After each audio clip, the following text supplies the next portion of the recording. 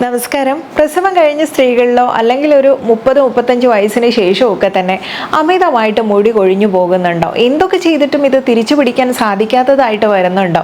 അങ്ങനെയുള്ളവർക്കുള്ള video ആണ്. എന്ന് മാത്രമല്ല, ചില പീരീഡ്സ് മിസ്സായി പോകുന്ന അല്ലെങ്കിൽ ഇറഗുലർ ആയിട്ടുള്ള മെൻസ്ട്രൽ സൈക്കിൾ വരുന്നവർക്കോ വയറിൽ ഗ്യാസ് നിറഞ്ഞിട്ട് കെട്ടി നിൽക്കുന്നത് പോലെയോ വയറ് കമ്പിക്കുന്നത് പോലെയോ ഒക്കെ തോന്നുന്നുണ്ടോ? ഇത്തരംകാർക്കൊക്കെ വേണ്ടിയിട്ടുള്ള വീഡിയോ ആണ് ഇന്നത്തേത്.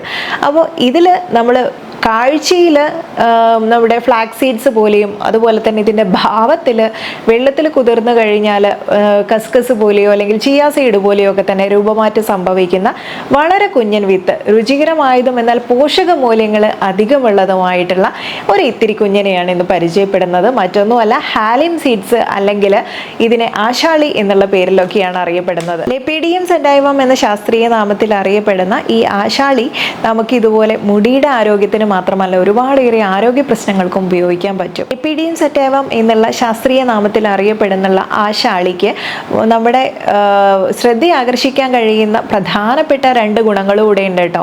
അതിൽ ഒന്ന് നമ്മുടെ തലമുടി വളർച്ചയെ സഹായിക്കുന്നു എന്നുള്ളത് തന്നെയാണ്. മറ്റൊരെണ്ണം നമ്മളെല്ലാവരും സെർച്ച് ചെയ്തുകൊണ്ട് നടക്കുന്ന ഒരു കാര്യം തന്നെയാണ്, നമ്മുടെ അമിതമായിട്ടുള്ള ശരീരഭാരം കുറയ്ക്കുന്നു എന്നുള്ളത്. അപ്പോൾ ഈ 2 വിശേഷങ്ങൾ മാത്രമാണോ ഇതിനുള്ളത്? അല്ല, അതിലേറെയുണ്ട്. അതിന് വീഡിയോ മുഴുവനായിട്ട് കാണാൻ ശ്രമിക്കുക. ഇത് നമുക്ക് ഇത്തരം പ്രശ്നങ്ങളെയൊക്കെ മാറ്റാൻ വേണ്ടിയിട്ട് വളരെ അതിവിശേഷമായിട്ടുള്ള ഒരു കൂട്ട് അല്ലെങ്കിൽ ഒരു പാനീയം നമുക്ക് തയ്യാറാക്കി എടുക്കാൻ പറ്റും. സിമ്പിളായിട്ട് അതെങ്ങനെ ചെയ്യുന്നു എന്നുള്ളത് ആദ്യം നോക്കാം. നൂറ്റാണ്ടുകളായി ആയുർവേദ ഔഷധത്തിലെ ഒരു കൂട്ടായിട്ട് തന്നെ ഉപയോഗിച്ച് വരുന്നവയാണ് കേട്ടോ ആശാളി എന്നറിയപ്പെടുന്ന ഈ വിത്ത്. തലയിൽ പുതിയ മുടി വളരുന്നതും മുടിയുടെ ആരോഗ്യത്തിന് വേണ്ടിയിട്ടും ഒക്കെ അത്യുത്തമമായിട്ടുള്ളതാണ് ഈ ഒരു ഹാലിം സീഡ്. ധാരാളം ആൻറ്റി ഓക്സിഡൻസുകളും ശരീരത്തിന് ആവശ്യമായിട്ടുള്ള കൊഴുപ്പും ഈ വിത്തിൽ അടങ്ങിയിട്ടുണ്ട്. Calcium, vitamin A, vitamin C, vitamin E, protein, ഇരുമ്പ്, ഫോളിക് ആസിഡ് എന്നിവയൊക്കെ തന്നെ ആവശ്യമായിട്ടുണ്ട്. പിന്നെ പ്രോട്ടീനും അടങ്ങിയിട്ടുള്ളതുണ്ട്. ദഹനത്തിന് ആവശ്യമായ നാരുകളും അടങ്ങിയിട്ടുണ്ട്. അതുകൊണ്ട് തന്നെ ശരീരഭാരം കുറയ്ക്കുന്നതിൽ ഒരു തർക്കവും തന്നെയില്ല. ഇനി ഇവയിൽ അടങ്ങിയിരിക്കുന്ന പ്രോട്ടീൻ വിശപ്പിനെ നിയന്ത്രിക്കുന്നു എന്ന് മാത്രമല്ല, ഭക്ഷണം അധികം കഴിക്കണം എന്നുള്ള താല്പര്യത്തെ തടയുകയും ചെയ്യുന്നുണ്ട്.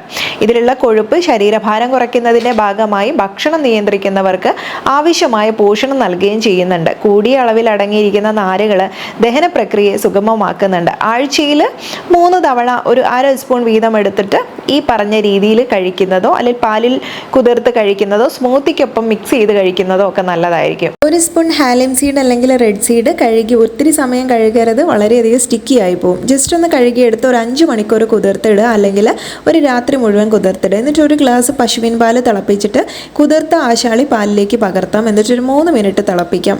ഇത് ഞാൻ തിളപ്പിച്ച പാലിലേക്ക് ചേർത്തു എന്നുള്ളതേ ഉള്ളൂ. മധുരം ആവശ്യമെങ്കിൽ അതിലേക്ക് ശർക്കരയോ അല്ലെങ്കിൽ പനഞ്ചക്കരയോ കൽക്കണ്ടമോ എന്ത് വേണേലും ചേർക്കാം. ഫ്ലേവർ കൊടുക്കണമെന്നുണ്ടെങ്കിൽ ഏലക്കായ ഒന്ന് ചതച്ച് ചേർക്കാവുന്നതാണ്. ഇത് പ്രസവം കഴിഞ്ഞ സ്ത്രീകളൊക്കെ ആണെങ്കിൽ നമുക്ക് നട്ട്സ്, ആവശ്യമായിട്ടുള്ള നട്ട്സ്, പിസ്ത, ബദാം തുടങ്ങിയിട്ടുള്ള കാര്യങ്ങളൊക്കെ ഞാൻ ചേർത്തിട്ടുണ്ട്.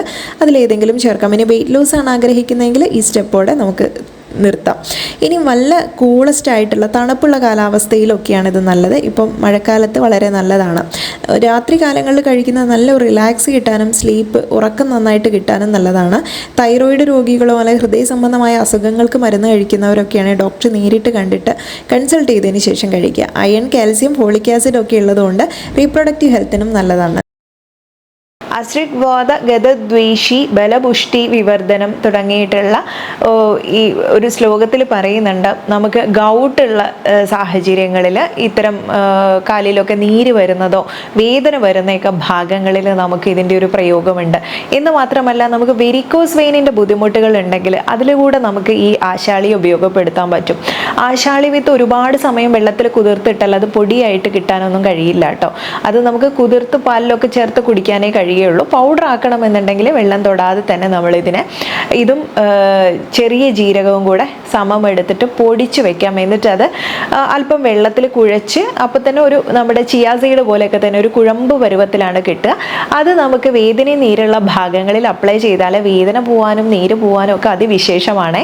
ഇനി വെരിക്കോസ് വെയിനുള്ള ഭാഗങ്ങളിലും നമുക്ക് ഇതുപോലെ ചെയ്യാൻ പറ്റും. ഇനി ഇത്തരം പ്രശ്നങ്ങളുള്ളവർ ഉള്ളിലേക്ക് എടുക്കുന്നതും വളരെ നല്ലതാണ്. അതുപോലെ തേങ്ങയുടെയും തേങ്ങാപ്പാലിൻ്റെയും ഒക്കെ കൂടെ തന്നെ ഉള്ളിൽ മുന്നിലേക്ക് എടുക്കുന്നതും കുഞ്ഞിനെ പാലൂട്ടുന്ന അമ്മമാർക്കാണെങ്കിൽ അവർക്ക് വളരെ നല്ലതാണ്. ആശാളി പൗഡർ തയ്യാറാക്കി വെച്ച് കഴിഞ്ഞാൽ അതിൽ 1 ടീസ്പൂണ് നെയ്യ് ചേർത്തിട്ടോ അല്ലെങ്കിൽ അല്പം ശർക്കര പാനി ചേർത്തിട്ട് മിക്സ് ചെയ്തിട്ടും കഴിക്കുന്നത് നമുക്ക് ദഹന സംബന്ധമായിട്ടുണ്ടാവുന്ന പ്രശ്നങ്ങൾ അല്ലെങ്കിൽ ഗ്യാസ് നിറഞ്ഞ് വയറ് വീർത്തിരിക്കുന്ന ബ്ലോട്ടിങ് ബുദ്ധിമുട്ടൊക്കെ പറയാറില്ലേ പലരും. അപ്പോൾ അത്തരം പ്രശ്നങ്ങൾക്ക് വളരെ നല്ലതാണ്. ല്യൂക്കോറിയ അല്ലെങ്കിൽ വെള്ളപ്പോക്ക് എന്നുള്ള ബുദ്ധിമുട്ട് സ്ത്രീകളിൽ ഉണ്ടാവാറുണ്ട്, അല്ലെങ്കിൽ ബാക്ക് പെയിൻ പ്രശ്നങ്ങളുണ്ട്. ഇങ്ങനെയൊക്കെ ഉണ്ടെങ്കിൽ നമ്മൾ അല്പം ജാഗരി വാട്ടറിൽ കുതിർത്തിട്ട്, ജാഗരി എന്ന് പറയുമ്പോൾ ഒരുപാട് മധുരമൊന്നും വേണ്ട, ചെറിയൊരു പീസ് അല്പം അധികം വെള്ളം ഒഴിച്ചിട്ട് അതിൽ ഈ സീഡ്, ഹാലിം സീഡ് കുതിർത്തിട്ടതിന് ശേഷം കുറച്ചധികം സമയം കഴിഞ്ഞിട്ട് നമുക്കതിനെ ഒരു പേസ്റ്റാക്കി അരച്ചെടുത്തിട്ടോ ചെറിയ ഒരു സ്പൂണ് വീതം വൈകുന്നേര സമയങ്ങളിലൊക്കെ കഴിക്കുന്നത് വളരെ നല്ലതാണ് കേട്ടോ.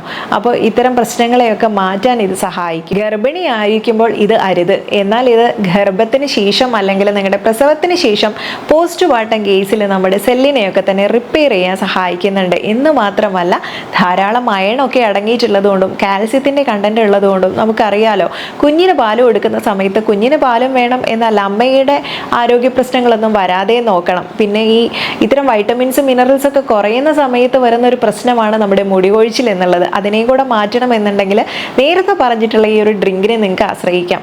ഇനി ഇത് സ്ഥിരമായിട്ട് കഴിക്കണമെന്ന് നിർബന്ധമില്ല. ഇത് മറ്റുള്ള രീതിയിൽ നമുക്ക് ഫുഡിന് കൂടെ നമുക്ക് കഴിക്കാം, അതല്ലെങ്കിൽ സാലഡ്സിൽ ഉൾപ്പെടുത്തി കഴിക്കാം. ഏത് രീതിയിൽ വേണമെങ്കിലും നമുക്ക് എടുക്കാവുന്നതാണ്. നേത്ര ത്വക്ക് രോഗങ്ങളിലൊക്കെ തന്നെ വളരെ ഗുണകരമായിട്ടുള്ളതാണ്. ഇനി അതുപോലെ തൈറോയിഡ് രോഗികളാണ്, കൊളസ്ട്രോൾ അധികമാണ്, ബ്ലഡ് പ്രഷർ അധികമാണ് എന്നൊക്കെയുള്ള കേസിലും ഇത് നമുക്ക് സഹായകരമായിട്ട് വരാറുണ്ട്. അതുപോലെ തന്നെ കുഞ്ഞുങ്ങളിൽ, വളർന്നു വരുന്ന കുഞ്ഞുങ്ങളിൽ, ടീനേജ് ഏജിലൊക്കെ തന്നെ നമ്മുടെ ബോണിൻ്റെ ഹെൽത്തിനും ഒക്കെ തന്നെ വളരെ സഹായകരമായിട്ടുള്ള ഒന്നുകൂടിയാണ്. അരിഞ്ചീരകം, മയമോദകം, ആശാളി, ഉലുവ ഇവ കൂടി ചേർന്നാലുള്ളതാണ് ചതുർബീജ എന്ന് പറയുന്നത്. ഇവ 4ഉം ചേർത്തിട്ട് പൊടിച്ച് വെച്ച് കഴിഞ്ഞാൽ, സമമെടുത്ത് പൊടിച്ച് വെച്ചാൽ ഇത് നമുക്ക് നെയ്യിൻ്റെ കൂടെയോ അല്ലെങ്കിൽ ശർക്കരയുടെ കൂടെയോ ഒക്കെ മിക്സ് ചെയ്ത് കഴിക്കുന്നത് നല്ലതാണ്. ഇത് പല കാര്യങ്ങൾക്ക്, ഇൻഡൈജഷൻ പ്രശ്നങ്ങളുണ്ടെങ്കിലോ വയറുവേദനയുണ്ടെങ്കിലോ തലവേദന ബുദ്ധിമുട്ടുകൾ ഉണ്ടെങ്കിൽ ഇങ്ങനെയുള്ള പ്രശ്നങ്ങൾക്കും അതുപോലെ തന്നെ ബാക്ക് പെയിൻ അധികമായിട്ടുള്ളവർക്കും ഒക്കെ തന്നെ ഹെൽപ്ഫുൾ ആയിട്ടുള്ളതാണ്.